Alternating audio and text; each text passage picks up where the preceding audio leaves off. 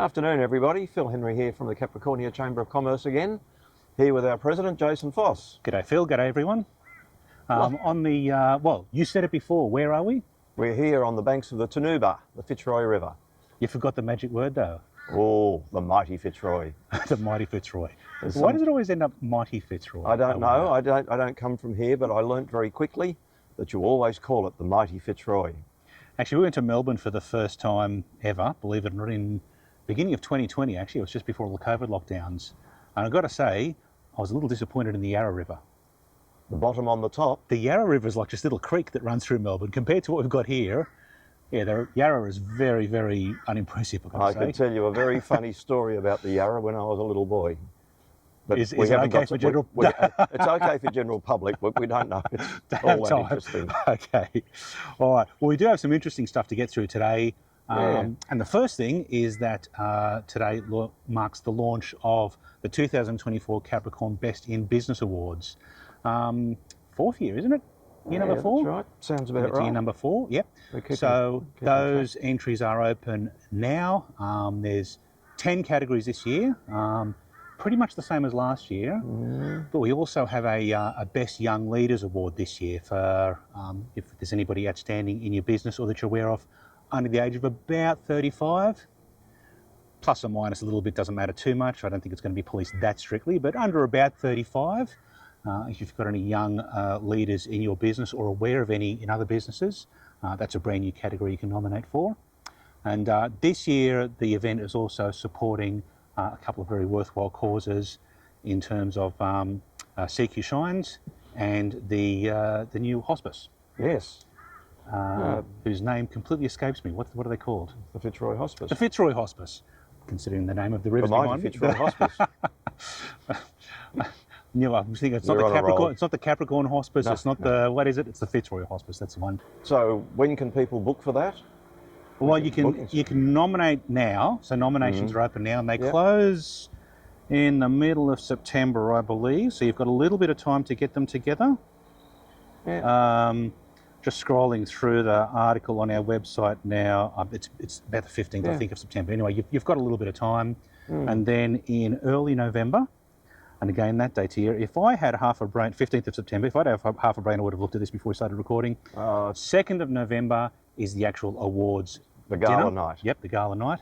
So you can't get your tickets for that yet, but they'll be on sale shortly. But in the meantime, get those nominations in. And I think it's going to be in the new sailing club premises. Sailing Club, Keppel Bay Sailing Club. They reckon they'll be ready in time. Could be interesting. Well, let's hope they are. Yeah, no, we're assured they'll be open in time. So we'll kind of got to be close to one of the first big events in there. Yes, I would think so. So brand spanking new venue for us. So yeah, it should be good. Another change from previous years, the nominations are not on the Capricorn Chamber website. There's a separate site for it now, capricornbestinbusiness.com.au. But if you go to our website, there'll be a link to get there anyway. Get on it.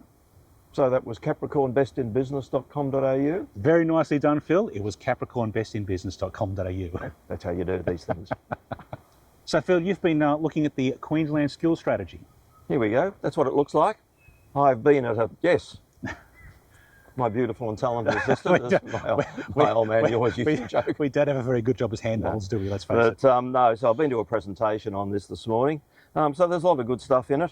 In particular, I would refer you to this diagram because you always have a diagram that makes things clear. I might put a close-up on that on the screen if you can't see it. We'll see how we go. Yep. But all good. But just moving towards the end of the strategy, what you told us, what's working well and what needs improvement. So let's just focus on the what needs improvement so you can keep an eye on that over the next couple of years.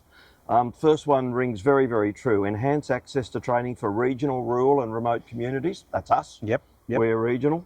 Strengthen vet for school students to streamline transition to work pathways. That's also really relevant to this part of the world where a lot of the skills we're going to need for the major projects and everything over certainly the next few years, probably up to 10 at least, is very much in that sort of vet area. And well, here's one that would apply to me if I was interested. Boost training opportunities for mature age students. So I'm an Back age to school? I'm an age student. I don't know if I'm a mature one. Yeah, there's only about immature age students. No, there. that's no. That's another category. Yeah. You have to go into the dark web for that one. Right. So right. I would refer you to this. Look it up online and have a look at it, and there will be stuff in there that will be relevant to you and your business. So I've got a state election coming up later this year, as you're probably aware, and we're starting to put together a bit of a hit list of issues, I suppose. Phil, you've got a few in mind? Well, I catch up with representatives from some of the other regional chambers every Friday online. Got about half a dozen of us who are regulars, and probably up to 10 or 12 who others that sort of come in from time to time. So it's interesting to see the themes that come out in common with all of us, particularly in regional areas. Mm-hmm. A lot of it is to do with getting workers, getting skilled workers, Yep. all that Yep. sort of thing. The perennial of payroll tax, but more generally, even though I sort of have a bit of a whinge from time to time about don't just say red tape, but I went to a session last week, Jason, put on by State Development, with some presentations from representatives of some of the major projects around the place. So what Stanwell's doing, the Ring Road, one of the developers out on the Tunuba, the mighty Fitzroy, and beef producers, and it's just really brings it home to you all the hurdles that people have to jump through now. That if you're maybe a business of around 10 or 12 or so people, and you might be able to, you've got an accountant or somebody you can employ to do this sort of policy research for you. If you're a sole trader or the usual mum and dad business, and you're trying to sort of figure all this out late at night, it's just mounting up on you all the requirements that you need to overcome. So what we really want to hear from you, what are the ones that are really causing you pain? What takes a lot of time in your business, in your particular industry or sector, that you've got to do, and you've got to provide the proof or the evidence that you've done it, Yep. and it takes time, and you can't afford to employ someone to do it. That's what we really want to hear about. Yeah. So if you've got, colloquially, we hear a lot of stuff from a lot of different people, but it's those specific examples are really important to follow up and take to government and get some action on. So, let us know. Definitely want to hear about those. And the thing about this is that working with the other regional chambers, one of my favourite sayings, as you know this, Jason, is that data is not the plural of anecdote. So Yep. we might only have one or two examples here, but when you start to see what's consistent around the state, all of a sudden that's data. Yep. And that's stuff that governments or people who want to be government, they need to hear Paying about. attention to, yeah. So, all good. So please let us know. All right, and we're recording this on the 24th, so it's only a bit over a month to go now until our Unleash the Business Power seminar, which is on the 29th of August. Don't leave it till the last minute to get your tickets. Sales are going pretty well, but there are a few tickets left. So, they're not international speakers, they're Australian speakers, but you could almost say international class speakers. Yeah, very Pretty much so. rare thing to get in this event. Pretty rare thing to get in this region. Don't think about it. It's a full day workshop, but you'll get a lot out of it. 29th of August, get on the website and get your tickets today. Indeed. Be there or be square, as they say. No, Does anybody say that anymore? I don't know. Only squares.